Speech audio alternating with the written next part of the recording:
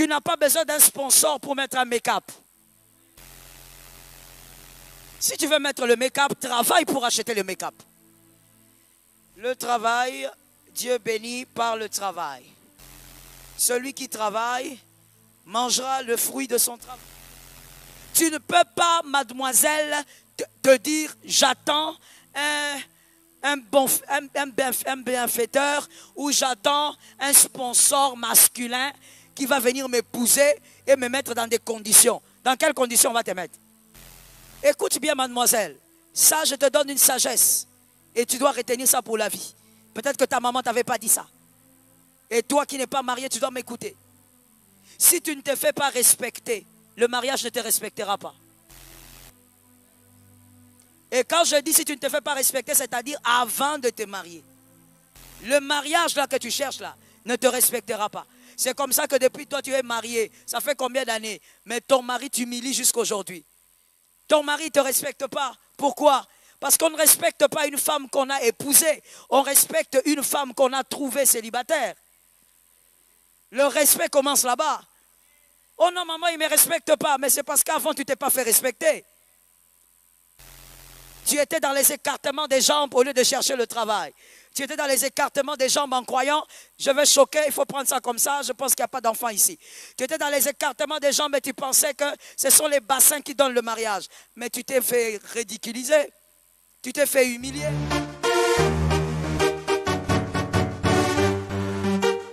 Shalom bien-aimé dans le Seigneur Jésus-Christ. Aujourd'hui la servante de Dieu Joël Gloria Cabassel, pasteur principal de l'église Assemblée évangélique Nouvelle Alliance de Kinshasa, parle du travail et la discipline. Dieu bénit un travail acharné. La semence porte toujours du fruit, c'est un principe de Dieu. La Bible nous montre que le travail fait partie du plan de Dieu pour notre vie. Il ne veut pas que nous restions à la maison à ne rien faire ni que nous passions nos journées à errer dans la rue, il veut que nous travaillions. Et si nous voulons avoir une vie agréable, une vie qui évolue, il faut que nous nous retroussions les manches et que nous travaillions. Ce n'est pas en restant dans votre lit ni en passant vos journées au bar à refaire le monde que vous recevrez la bénédiction du travail. Dieu lui-même nous a montré l'exemple en travaillant 6 jours lorsqu'il créa la terre. Le piège dans notre société actuelle est que nous voulons tout et tout de suite. Mais je n'ai jamais vu quelqu'un devenir directeur en claquant des doigts. Par contre, j'ai toujours vu les gens qui travaillaient être récompensés par Dieu, ils évoluent, gravissent les échelons et finissent par arriver à la tête.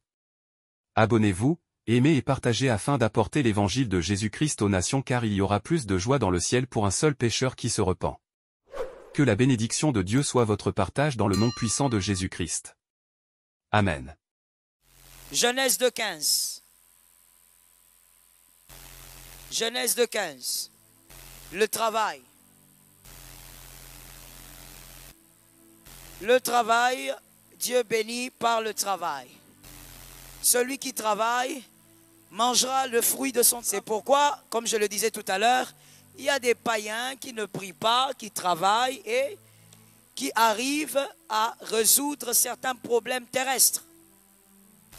Le travail, c'est comme la loi de la sémaille et de la moisson. C'est-à-dire, c'est une loi immuable. Celui qui travaille, il vivra les résultats de son travail. C'est comme ça. Qu'il ait l'onction ou qu'il n'ait pas l'onction, qu'il soit bouddhiste ou chrétien, il vivra le fruit de son travail. Ainsi, le chrétien doit comprendre la portée du travail. Le Seigneur n'arrose pas le néant. Le Seigneur ne bénit pas le néant. Le Seigneur bénit une chose qui existe. Même pour faire la terre, il devait s'émouvoir sur... Je n'ai pas entendu. Sur quoi? Il fallait qu'il puisse s'émouvoir sur les eaux. À partir des eaux, maintenant là, il commence à créer. Toi, rien du tout. Tu dis, j'attends que le Seigneur agisse. Il va agir avec quoi? Dieu a agi avec Moïse. Il a demandé à Moïse ce qu'il avait à la main. Il avait quoi? Répondez avec énergie. Il avait un bâton. Un libérateur qui a été choisi depuis le sein de sa mère. Mais Dieu lui a dit, qu'est-ce que tu as à la main? Il n'avait qu'un bâton de berger. Et Dieu a dit, on va aller avec ça. Gédéon a vaincu les Madianites avec quoi? Avec les cruches et les torches. Il faut lire la Bible. Hein?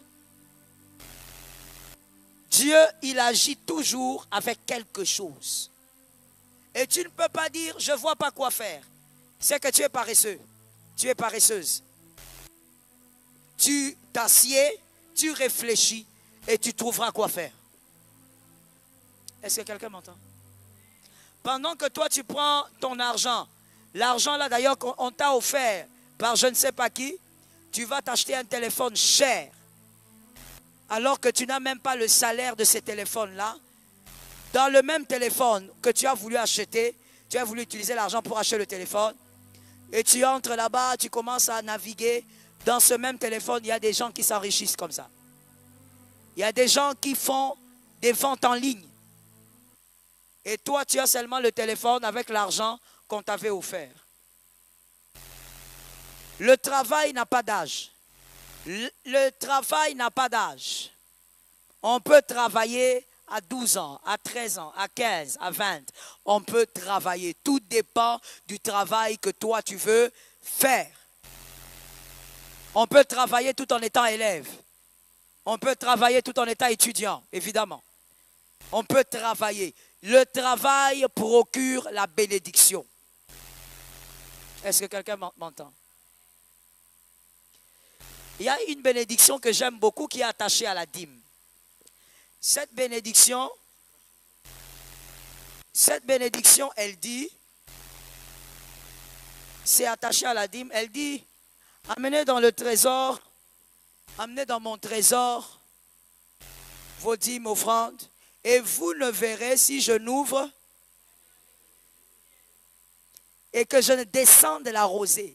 Il n'a pas dit, en donnant, je vais envoyer quelque chose de mystique qui va toucher à ton argent.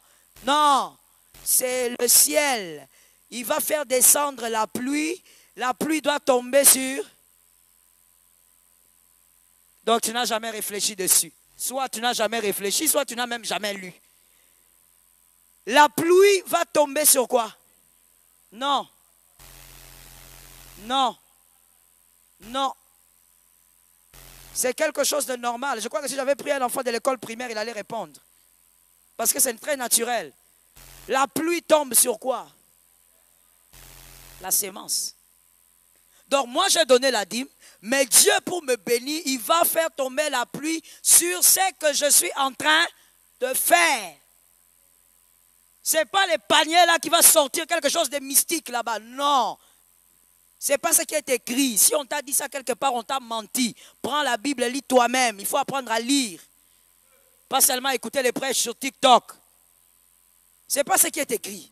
Ce n'est pas écrit que si tu déposes dans les paniers, le pasteur là, il a une main spéciale qui amplifie les dîmes. Non. On dit, ton obéissance là va créer une ouverture. Mais l'ouverture va arroser ce que tu fais. Parce que tu as obéi, ce que tu fais sera protégé. Ce que tu fais va s'amplifier. Vous allez s'aimer la même chose, mais il y aura la différence. Parce que toi, tu as obéi. L'obéissance vaut mieux que le sacrifice. Donc, il faut comprendre la bénédiction de la dîme là d'où elle vient. C'est le ciel que Dieu va ouvrir. Mais ça va arroser ce que tu fais. Je demande, qu'est-ce que tu fais? Dieu doit me bénir. Oui, tu fais quoi? Tu ne peux pas, mademoiselle, te dire, j'attends un bienfaiteur ou j'attends un sponsor masculin qui va venir m'épouser et me mettre dans des conditions. Dans quelles conditions on va te mettre?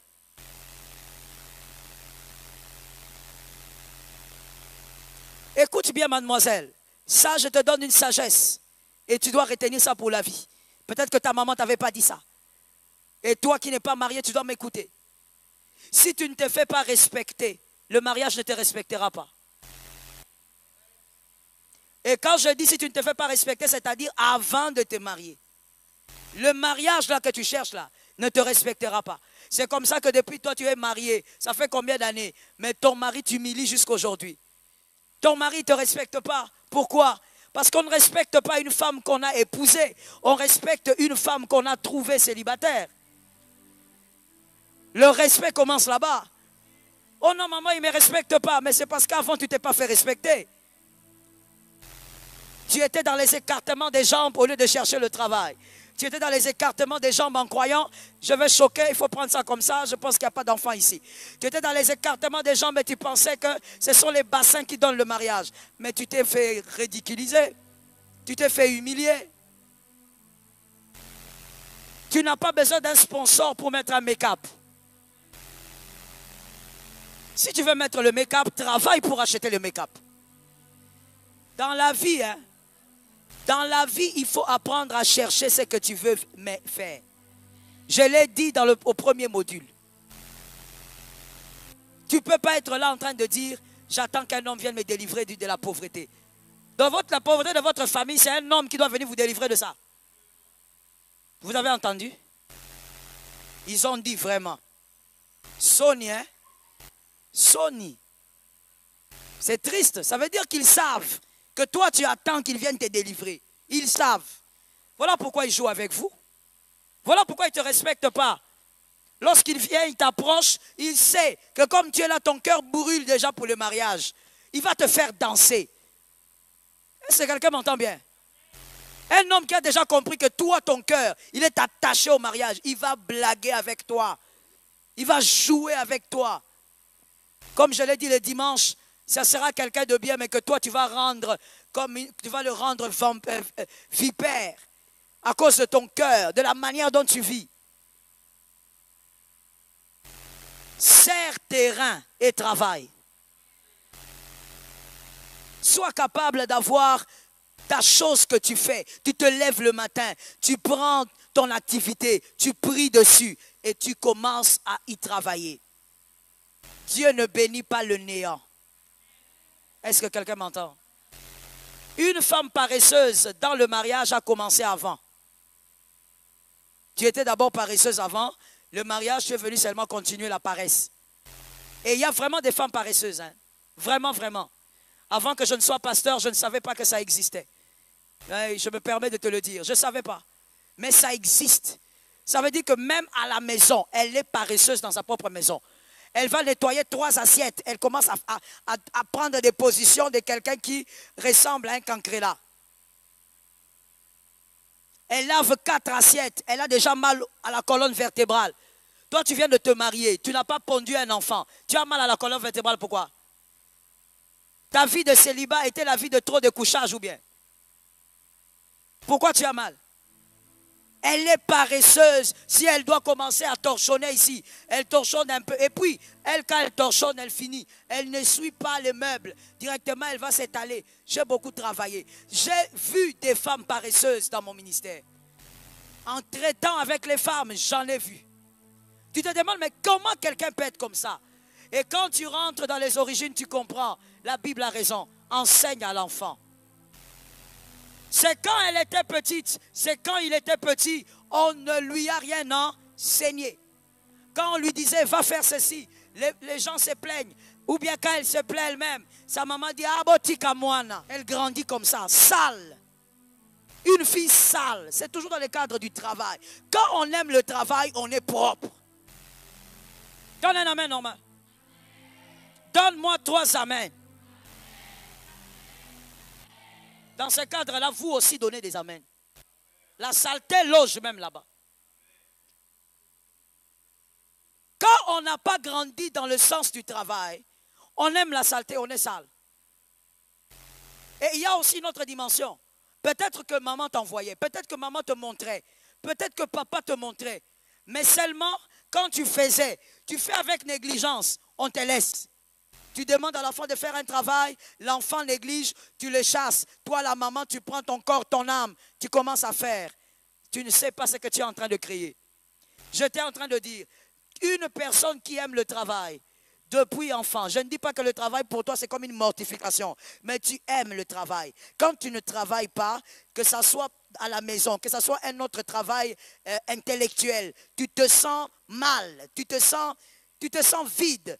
Quand quelqu'un aime le travail, c'est difficile que cette personne soit sale. Les gens qui n'aiment pas travailler, c'est les gens qui sont sales.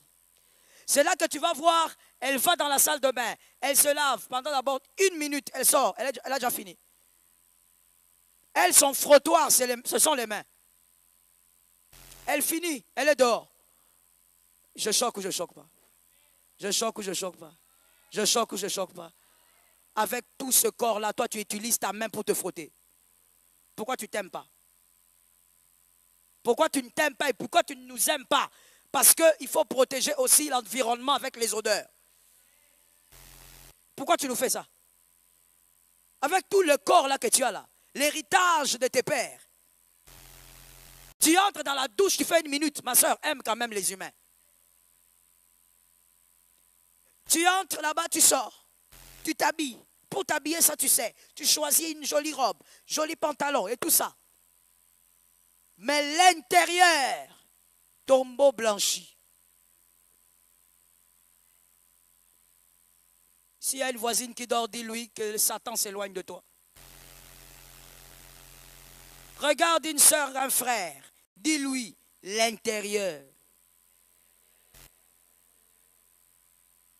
On te voit là, tu es bien habillé, hein? Surtout les hommes. Si le caleçon sort ici, aucune mouche ne va subsister. Aucune mouche. Ça veut dire que toi, ta propriété, c'est seulement extérieur.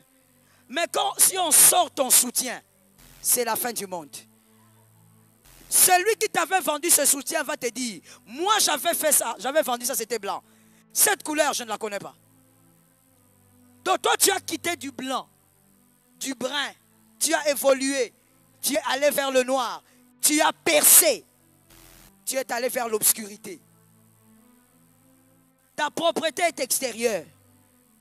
Quand on te voit le dimanche, mon Dieu, quelle belle femme, quel bel homme, qu'on aille voir là où tu dors. C'est terrible. Les choses qu'on va trouver sous le lit, les choses qu'on va trouver au coin. Il y a même des filles qui prennent des bandes hygiéniques avec remplis de vos ADN. Vous déposez ça là, dans la chambre. Vous entassez les fleurs rouges. Ça reste là. Tu attends de terminer. Quand tu vas terminer le cycle, maintenant tu prends tout. Tu es en train d'aller jeter ça. Tu sais, même le monde des ténèbres a pitié de t'attaquer. Hein? Ça veut dire même le sorcier regarde et dit, ah, non, c'est trop facile, on la laisse d'abord, on la laisse. Tu prends ton sang, tu exposes ça. Nous avons même été sauvés par le sang. Toi, tu ne connais pas l'impact du sang jusqu'aujourd'hui, l'âge que tu as. Tu prends ça, tu exposes, tu déposes ça là. Il y a même des femmes, oh, que Jésus nous délivre du mal. Tout ça provient de quoi? La paresse. La saleté provient de la paresse. Il y a des femmes, tu es marié, toi tes bandes hygiéniques, c'est ton mari des fois qui vient, il soulève, il dit c'est pas possible, elle a encore laissé ça ici. Il est fatigué au fait de parler, il ne parle plus. Donc toi tu ne sais même pas que c'est pas hygiénique, c'est pas propre que ton mari voie tes bandes hygiéniques. Non, toi tu te dis quoi? C'est mon mari, non? N'est-ce pas qu'il entre là-bas? Tu vois ton raisonnement. Qu'est-ce que ça fait? N'est-ce pas qu'il est toujours là en train d'entrer là-bas? Donc comme il entre là-bas, tu dois lui montrer ça. Tu ne sais même pas qu'il ne doit pas voir ça. C'est un manque d'hygiène. Mais tout cela provient quoi? De la paresse. Il y a certaines filles même qui se trompent en disant, moi quand je serai chez moi, c'est là que je serai bien, je serai propre. Si tu es sale chez vous, tu seras sale chez toi.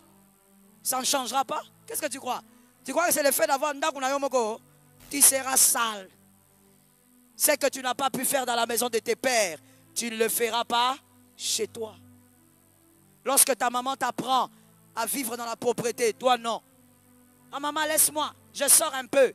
Vous savez, certaines choses même, on ne vous dit pas. Hein. Le problème, c'est que les concernés ne vous disent.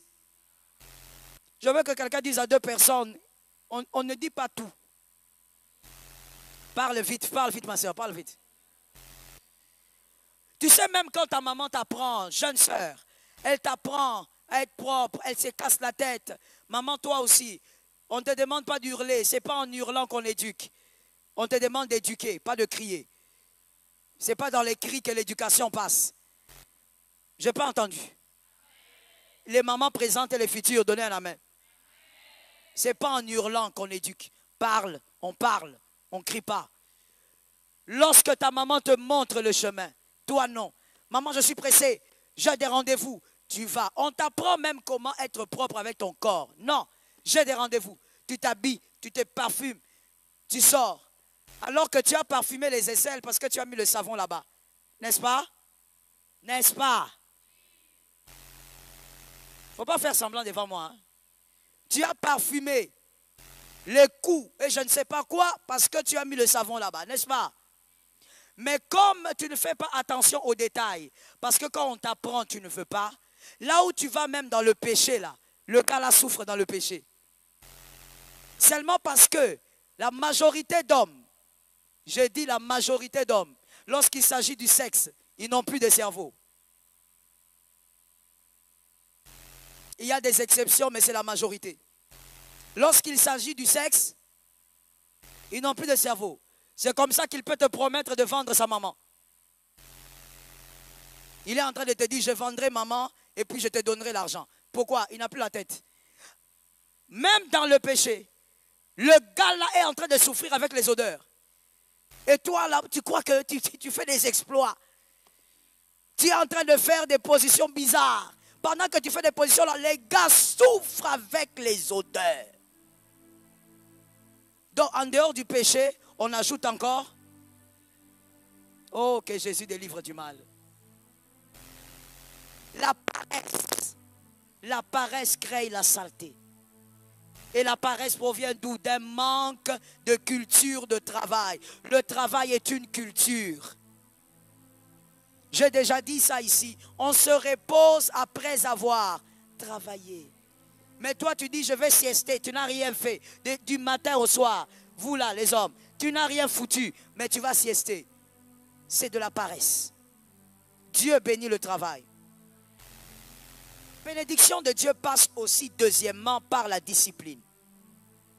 Genèse 2, 19. Genèse 2, 19. Ou pas? Aucune personne indisciplinée ne peut vivre des prouesses. Dieu bénit aussi la discipline.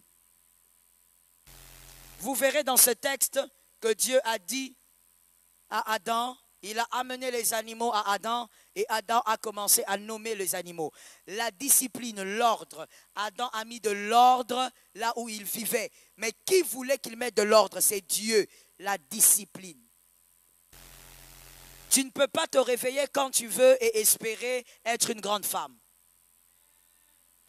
Cet amen-là n'est pas normal. Donne un amen de quelqu'un qui doit être délivré. Tu ne peux pas dormir à n'importe quelle heure, je précise, dormir à n'importe quelle heure parce que tu fais n'importe quoi et croire que tu peux faire des grandes choses sur la terre. Non, moi je veux devenir comme tel. Est-ce que tu connais ses sacrifices? Tu connais sa discipline? N'envie pas ce que tu ne pourras pas faire. Ce que tu es en train de voir, toute admiration, regardez-moi ici, et chassez l'esprit du sommeil. Toute admiration que vous pouvez faire, retenez que c'est le résultat d'une discipline. Tout ce qui vous fascine est le résultat d'une discipline. Tu es fasciné par la nature, c'est la discipline de Dieu. Il a commencé le premier jour, il a fait ça, il a laissé. Sais-tu que Dieu pouvait tout créer en un seul jour? Oui ou non? Mais quand il crée d'abord, on dit il ordonne que les arbres soient. Et puis il laisse. Il attend le deuxième jour. Discipline ou pas? Il craint le deuxième jour, alors qu'il sait qu'il peut tout faire.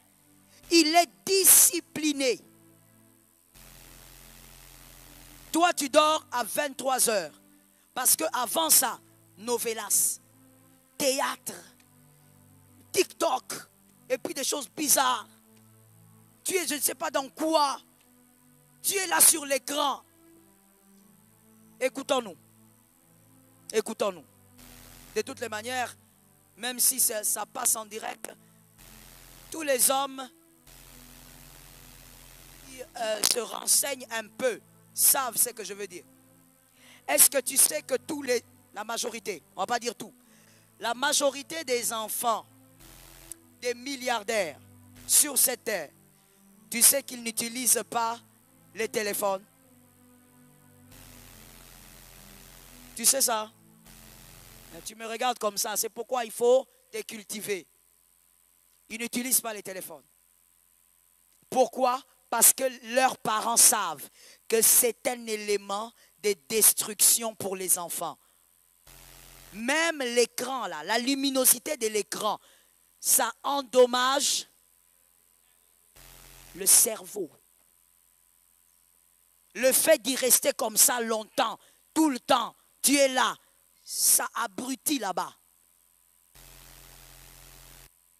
Mais tu vois, eux qui sponsorisent ces choses, leurs propres enfants n'ont pas ça. Ils protègent leurs enfants. Quand quelqu'un protège son enfant et te donne quelque chose qui va détruire, c'est pour que quoi se passe dans l'avenir? C'est pour que ces enfants dominent sur tes enfants. Est-ce que quelqu'un me capte? Aucune discipline. Tu as ton téléphone, tu passes 1 heure en train de causer avec une seule personne. Vous causez quoi? Je demande, vous causez quoi? Et après cette causerie, tu as fait entrer combien en banque? 1 heure. Oh, c'est ma copine qui est à Bruxelles. Et alors?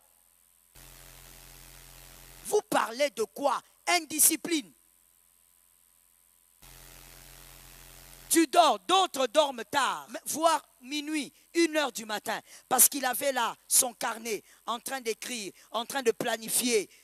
Voilà, ça l'a pris toute la soirée. Toi, novelas, et là tu es là. Kolingayeti. Tu sais que tu es aventurière, hein? Tu sais que tu es aventurière. Tu ne sais pas que c'est quelque chose d'organisé. Et quand même quelqu'un vient, tu commences à les raconter. Tu vois Antonio, il a aimé Jutita. Donc toi, tu ne sais pas que ces gens-là sont en train de faire leur argent. Que quelqu'un dise, ils font leur argent. Lobango bien, parle bien, vas-y. Quand on va te demander ici la sémence de $200, tu manques à donner. Tu es incapable de donner une sémence de $200. Pourquoi? Parce que tu es indiscipliné. Pendant que les gens te font leur argent, toi tu es là devant la télé. Et des fois même tu pleures.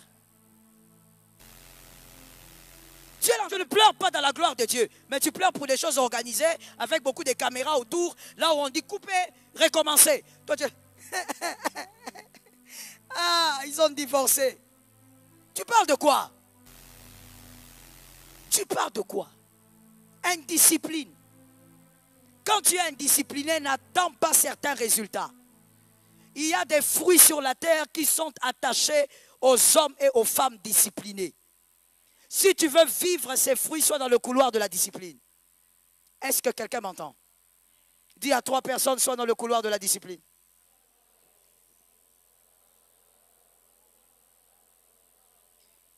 Je l'ai déjà dit ici, même par rapport à l'accoutrement, l'accoutrement peut révéler la discipline de quelqu'un.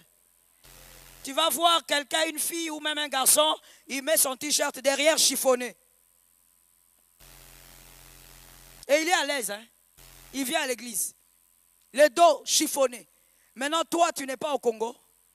Tu ne sais pas qu'on a certains leaders qui sont irresponsables et qui ne nous permettent pas d'avoir de l'électricité alors que nous fournissons certains pays.